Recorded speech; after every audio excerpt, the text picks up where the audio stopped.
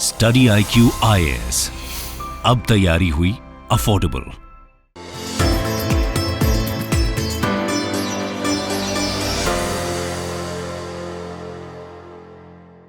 नमस्कार, मैं दिव्यांशी आप सभी का स्वागत करती हूँ स्टडी IQ पर। आज इस इंटरव्यू सेशन में हमारे साथ जुड़ी हैं हरियाणा से सिमरन भारद्वाज जी, जिन्होंने यूपीएससी सीएससी 2021 एग्जामिनेशन में ऑल इंडिया रैंक 172 हासिल की है अपने पहले ही प्रयास में। मैं सिमरन के बारे में बता दूं तो उन्होंने यूपीएससी सीडीएस 2021 एग्जामिनेशन में ऑल इंडिया रैंक 6 हासिल की है। Welcome, Simran, and lots of congratulations. I think 2021 is an exemplary, excellent year for you. Yes, hi Divyanshi. Thank you for having me here. And yes, I do agree with you. 2021 was the year that I completed college in, and then I also took my CAS examination and finally my civil services examination, which had always been the aim. सिमरन ने last year ही अपना graduation complete किया है in journalism and उनका सपना था UPSC CSC clear करने का और वो सपना आज आपने पूरा भी कर लिया है in your very first attempt. Simran, थोड़ा सा जानना चाहेंगे पूरी जर्नी बहुत ही शॉर्ट जर्नी रही है यूपीएससी सीएससी की, बट जो माइंडसेट है कि यूपीएससी करना है वो कब से डेवलप हुआ? तो मेरे पापा जो है वो he is an army officer और हमेशा से हमें लगता था कि मेरी जो इंटरेस्ट है, मेरी जो टैलेंट्स हैं, वो शायद सिविल सर्विसेज में उनका बेटर यूटिलाइजेशन हो पाए, क्योंकि मैं पढ़ने में हमेशा से ज्यादा इंटरेस्टेड थी। तो इंडिया को में रहे, इंडिया के काफी सारे स्टेट्स में मुझे रहने का मौका मिला। ज्यादा जितना लोगों से बातचीत हो पाए, जितना मैं उनसे कनेक्टेड रह सकूं, तो शायद वो अच्छा होगा। तो ऑलमोस्ट बचपन से ही एक सपना था कि सिविल सर्विसेज का एग्जामिनेशन तो देना ही है। After that, 12th में I had medicine, but that didn't work out. So in college I took journalism. और जो जर्नलिज्म का कोर्स था, उसी टाइम मुझे रियलाइजेशन हुआ कि बहुत जल्द अब वो समय आ गया है कि सिविल सर्विसेज का जो है वो एग्जाम देना पड़ेगा। तो उस टाइम कॉलेज से मैंने थोड़ा थोड़ा प्रिपरेशन स्टार्ट की, करंट अफेयर्स पे ब्रश अप करना। But by the beginning of my third year I got very sincere in this preparation और थर्ड ईयर से मैंने पूरी स्ट्रैटेजी बनाई, पूरा प्लान बनाया और फाइनली थर्ड ईयर जैसे 2020 में खत्म हो वैसे एग्जाम लिखा। सिमरन, कॉलेज के तुरंत बाद ही आप एग्जामिनेशन में you wrote your first attempt and you cleared it, तो कह सकते हैं जो स्ट्रैटेजी थी एग्जामिनेशन को आपने काफी अच्छे से समझा। मैं चाहती हूँ जो अंडरस्टैंडिंग आपकी सीएससी को लेकर थी अगर वो सभी के साथ आप शेयर कर सके। मेरे हिसाब से बहुत सारे टॉपर्स इस बारे में बात कर चुके हैं कि जब हम ये एग्जाम लिखने जाते हैं तो बहुत जरूरी होता है कि हम इससे पहले समझें। एंड आई थिंक अभी भी मेरे पास काफी सारे एस्पिरेंट्स के मैसेज आते हैं कि उन्हें काफी कंफ्यूजन होता है कि वो कोचिंग नहीं ले रहे हैं तो वो कैसे प्लान करें। तो मैंने जो किया था, मैंने सबसे पहले तो बहुत सारे टॉपर्स वीडियोस देखे थे। जब मैं कॉलेज में थी तो इतना ज्यादा प्लान बना नहीं था, तो बहुत सारे टॉपर्स वीडियोस देखे थे। एटलीस्ट आई थिंक अपना प्लान बनाने से पहले मैंने 40-50 टॉपर्स वीडियोस देखे होंगे और मुझे पता चला कि कुछ ऐसे कॉमन मिनिमम पॉइंट्स है जो ऑलमोस्ट हर टॉपर फॉलो कर रहे हैं।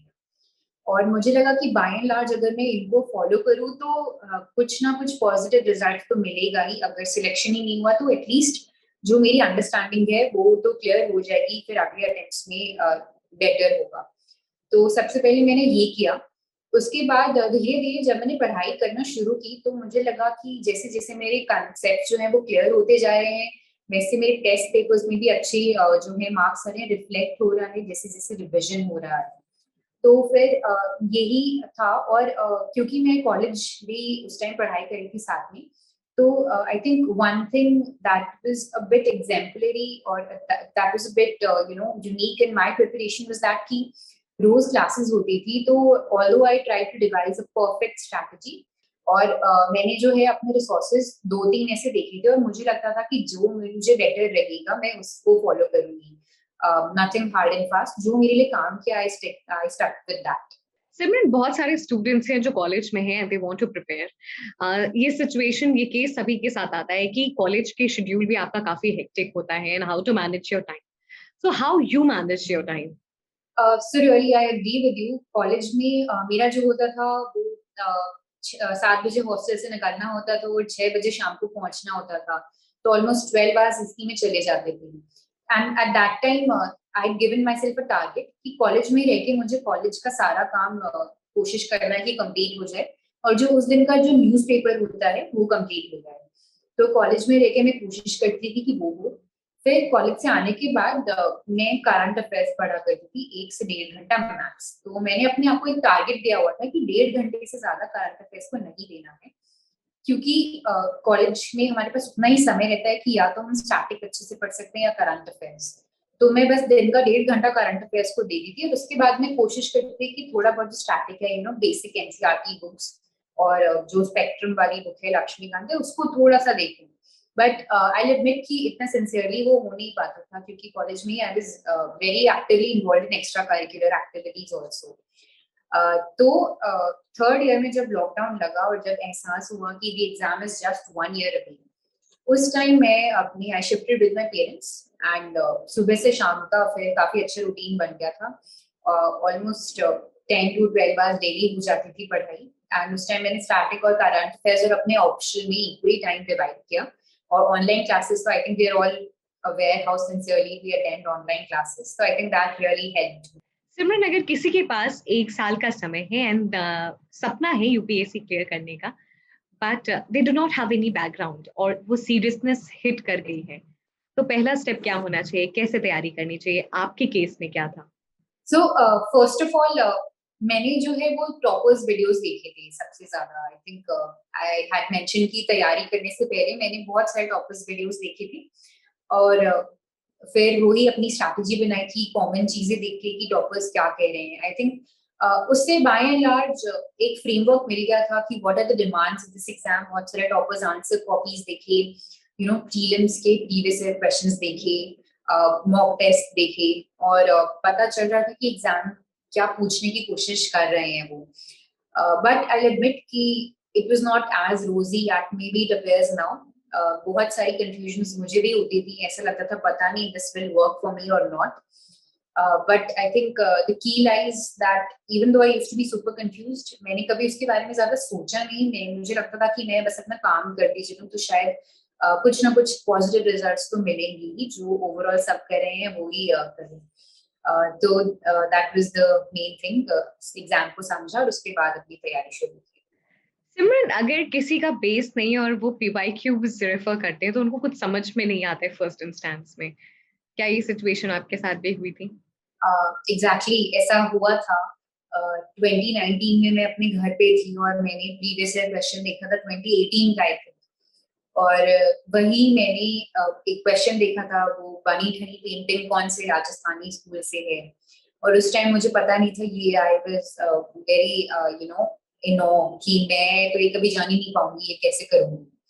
बट आई थिंक उसके बाद जब मैंने तैयारी शुरू की तो फिर I went through all the books. मुझे ये आंसर और बाकी जो प्रीवियस क्वेश्चन थे उनके आंसर्स जो आर्ट एंड कल्चर की थी, फॉर इंस्टेंस, वो नितिन सिंह घानिया सर की बुक में मिलने लगे।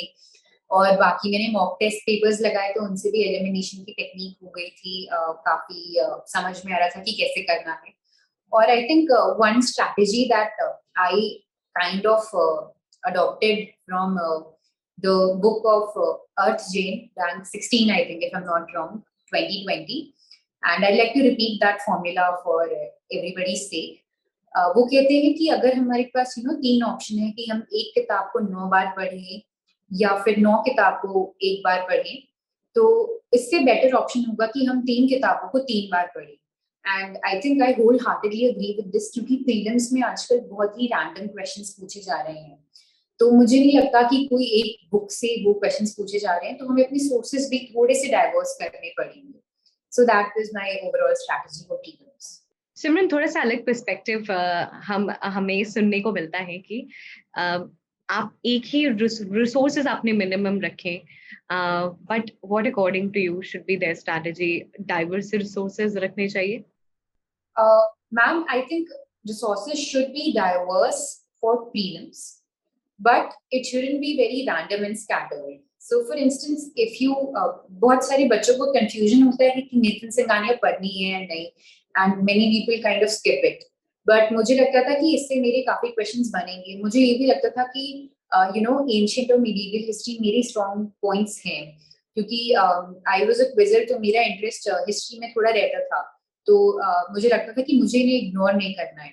तो I think because I knew my strengths, तो मैंने उन्हें कभी इग्नोर नहीं किया, और इसलिए मैंने जो है अपनी फॉर इंस्टेंस जो बुक है वो एंशिएंट हिस्ट्री की, आर एस शर्मा, सतीश चंद्रा, उनको पढ़ाई था, और आर्ट एंड कल्चर की भी नितिन सिंघानिया पढ़ी थी।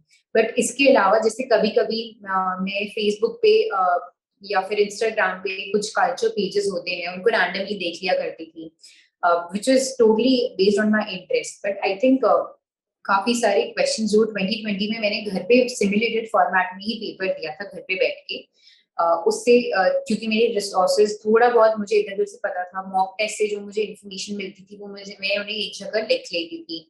अगर मुझे कोई इंटरेस्टिंग फॉर इंस्टेंस अगर हम हड़प्पन सिविलाइजेशन की बात करें, तो जो एंशिएंट हिस्ट्री है उसमें जो सिटीज हैं उनकी फाइंडिंग्स क्या रही है, एनसीईआरटी में वो ज्यादा लिखी नहीं है, तो मैंने वो किसी कोचिंग मटेरियल की बुक से सारे सिटीज और उनकी इंपॉर्टेंट फाइंडिंग्स और फीचर्स वो एक जगह लिख लिए थे।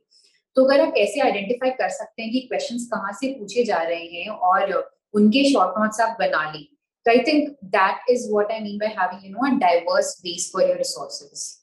प्रीलिम्स और मेंस की कहते हैं हमें इंटीग्रेटेड प्रिपरेशन करनी चाहिए, तो मैं आपसे जानना चाहूंगी प्रीलिम्स की डिमांड और मेंस की डिमांड अलग अलग है, किस तरीके से पढ़ाई है इंटीग्रेटेड तरीके से?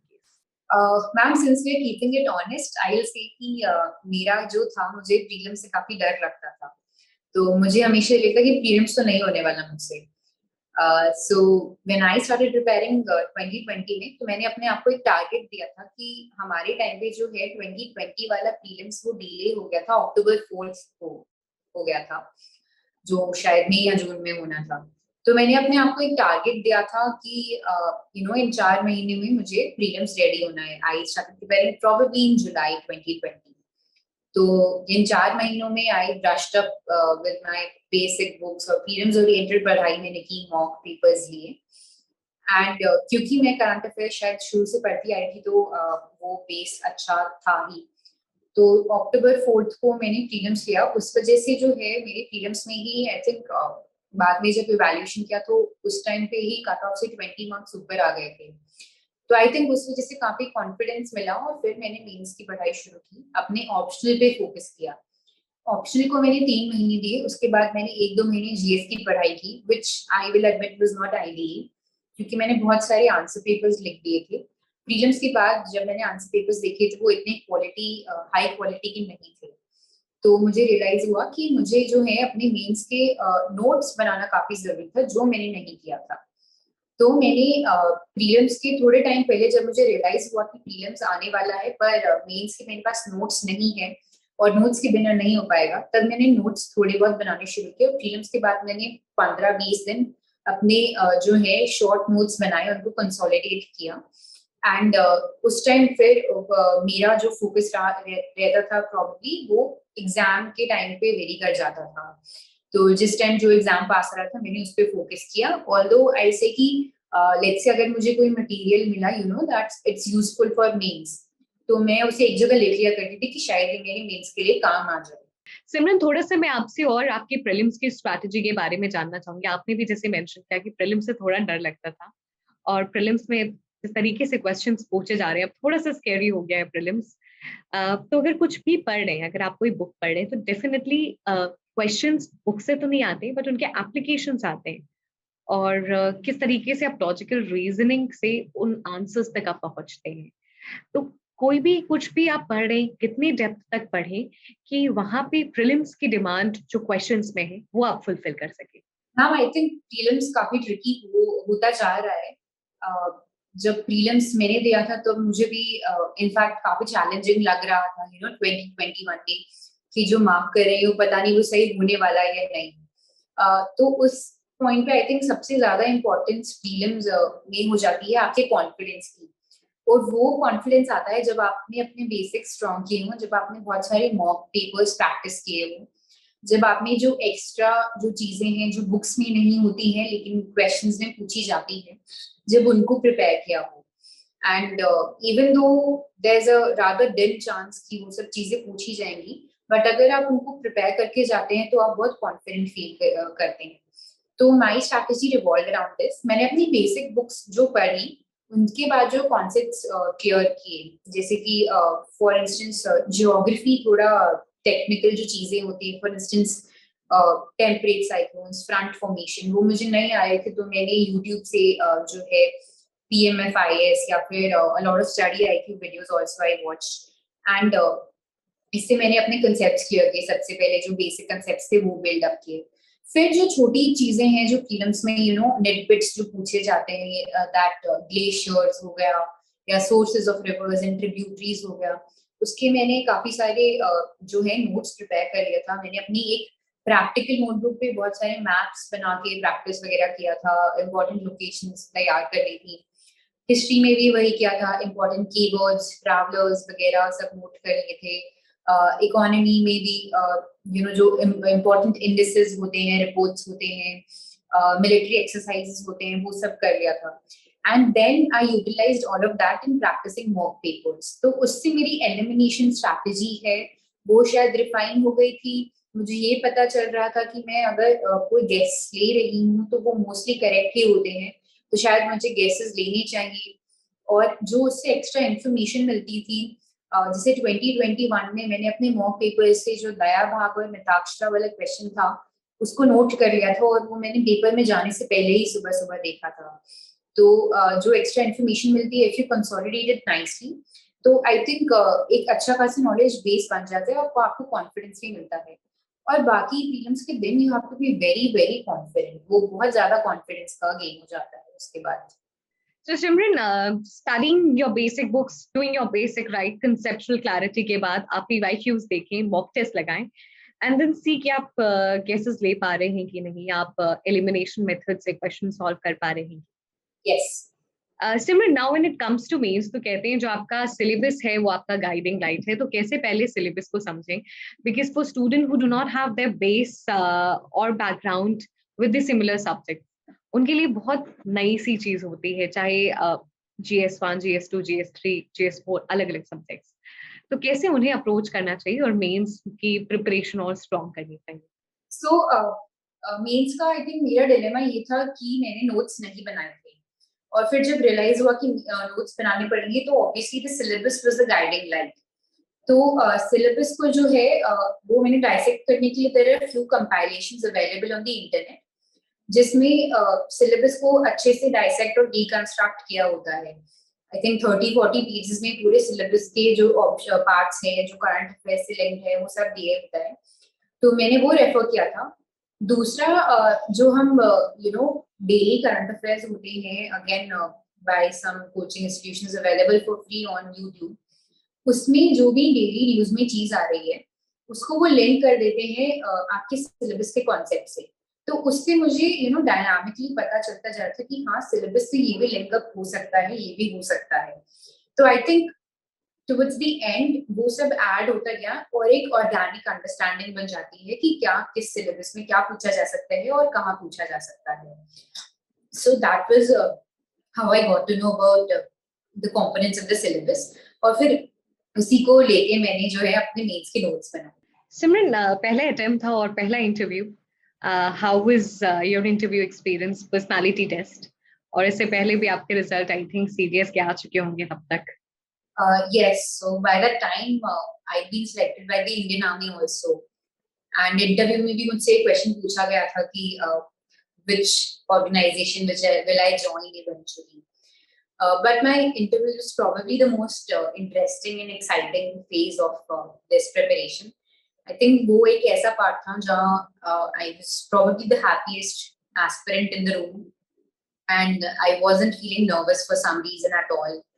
And it was a very interesting conversation. I think 2-3 bar I think जो members थे वो हंसे भी थे, and it was very natural, काफी अच्छा flow जा रहा था, and I think it went well. बाहर आके I had that feeling कि interview अच्छा गया, और in fact जाते जाते chairman also said excellent, तो ऐसा लग रहा था कि इंटरव्यू तो अच्छा गया है, and I think that is what happened because the result interview में अच्छा स्कोर रहा। So interview was my personal favourite part of the exam.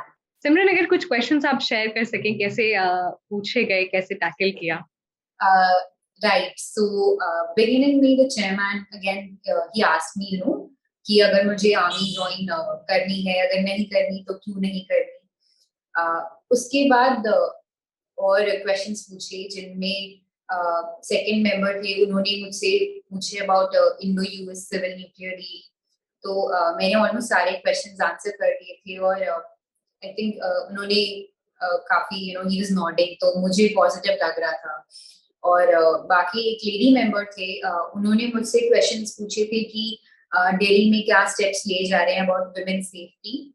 So I think that was one question जहाँ पे everybody had hearty laughter, क्योंकि मैंने बोला था कि 2018 में I joined college and by the end of by the beginning of 2020 DTC buses में CCTV cameras और DD marshals आने लग गए थे, so that was one improvement। और फिर पता नहीं मेरे दिमाग में क्या आया, मैंने बोल दिया ma'am my hostel curfew was only 7 p.m. तो I did not get to know कि street lights थी या नहीं। तो उस पॉइंट पे सब लोग काफी हंस दिए थे। तो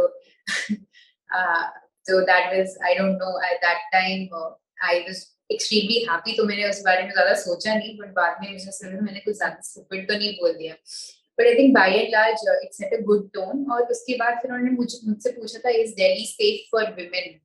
तो उसमें भी आई थिंक यूर अवेयर कि हम मॉक इंटरव्यूज जब देते हैं तब हम स्टैंडर्ड आंसर्स बनाना ऑलमोस्ट सीख ही जाते हैं, but maybe because I was hyper excited that day, मैंने खुशी खुशी में बोल दिया ma'am, although the metro card does say one Delhi, I think within Delhi itself there are several Delhis, and based on the socio-economic conditions of each locality within Delhi, the safety perception differs. And I think when I said, that thing that although the metro card does say one Delhi, so usme that chairman, he looked at me and smiled. So I think it kind of gave it a creative touch. I don't know, maybe what worked. And towards the end, on a lighter note, one of the members, he asked me, "You're not joining army this time, but what if you get to be the chief of defense staff? Will you join then?"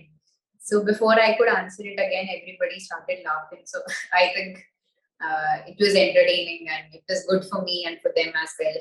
I think काफी interesting था, and how you took the flow of interview। आपने जैसे बताया कि hostel curfew timings के आपने बारे में बात की, तो आई थिंक अब उसको एक थोड़े से लाइटर नोट पे भी if you can take it, you should take it। Yes. Simran, how Study IQ has been part of your journey? So when I had decided कि first year में ही कि एग्जाम देना है, तो उस टाइम हम थोड़े से ऐसे लॉस्ट से रहते हैं, तो I used to search for good YouTube channels for UPSC preparation, and one of my super seniors in hostel who was in pursuing post graduation then, so then I asked her, which channels do you refer to? So I think at that time she mentioned that this is one channel, Study IQ, which is a good one. And thereafter I used to regularly, I think my hostel was in Shankar Vihar, तो वहाँ पे ज़्यादा जो है metro station से hostel you had to walk for 2.5 kilometres, क्योंकि there were no e rickshaws available.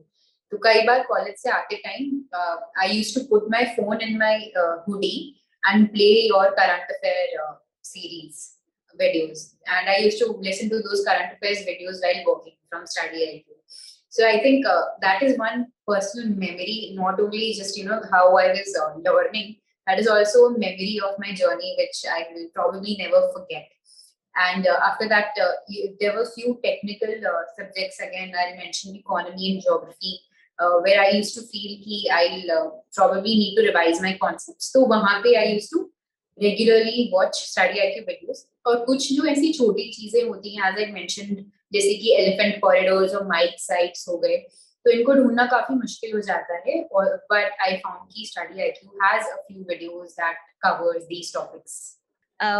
Thank you so much, Simran, for joining us in this interview session. It was a pleasure to have your experience, and I'm sure बहुत सारे लोग जो पहले attempt में clear करने का सपना देखते हैं, आई थिंक आपको देखकर और वो सपना सशक्त होगा। And we wish you good health, good luck, all the best for the new journey that's beginning. Thank you for having me. मैं ओम शर्मा स्टडी IQ के परिवार को बहुत बहुत धन्यवाद देना चाहता हूँ, क्योंकि उनकी वजह से मैंने बहुत कुछ सीखा है और बहुत सारी चीज़ें मेरे लिए आसान हो गई हैं। मेरी तैयारी में एक नया आयाम मिला है। बहुत बहुत धन्यवाद Study IQ। Study IQ IAS, अब तैयारी हुई अफोर्डेबल।